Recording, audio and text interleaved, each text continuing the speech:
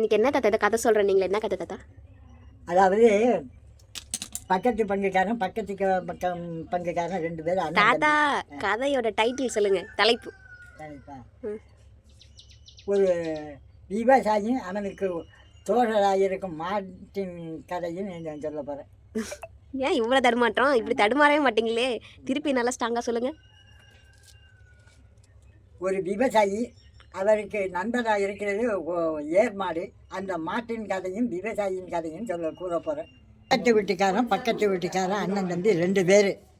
அவங்க 2 பேரும் பாகம் பிரிச்சுக்கிட்டு விவசாயம் செஞ்சுருக்காங்க. மூத்தவன் காலையில்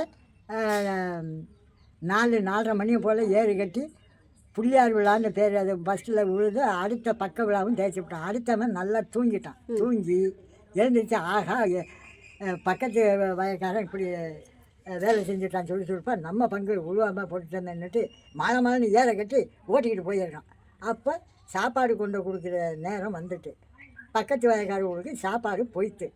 இவனுக்கு சாப்பாடு அதுவும் கொண்டுக்கிட்டு வந்துருக்கு.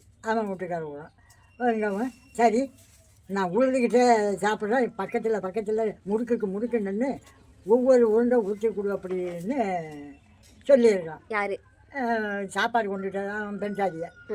உடனே இது அதே மாதிரி இந்த மூலையில் ஒரு உண்டை அந்த மூலையில் ஒரு உண்டை அப்படிலாம் கோழி போட குடிச்சிக்கிட்டு இருந்திருக்கு.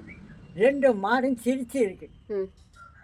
இவன் முழிச்சிருக்கான். என்னடா மாடு சிரிக்குது அப்படின்னுட்டு என்னை கண்டுட்டு சிரிச்சாருன்னு மாட்டுக்கிட்ட கேட்டான். ஏன் உடனே அது என்ன செஞ்சிச்சு, ஆமாம் உங்களுக்கு ராத்திரிக்கு 10 மணிக்கு 12 மணிக்கு உங்கள் உயிரை பிடிக்க வர போகிறாரு ஏன் நீங்கள் ஆழ்ந்து அமர்ந்தா அமைதியாக சாப்பிட்டா என்னன்னு கேட்ட சொல்லியிருக்கு மாடு.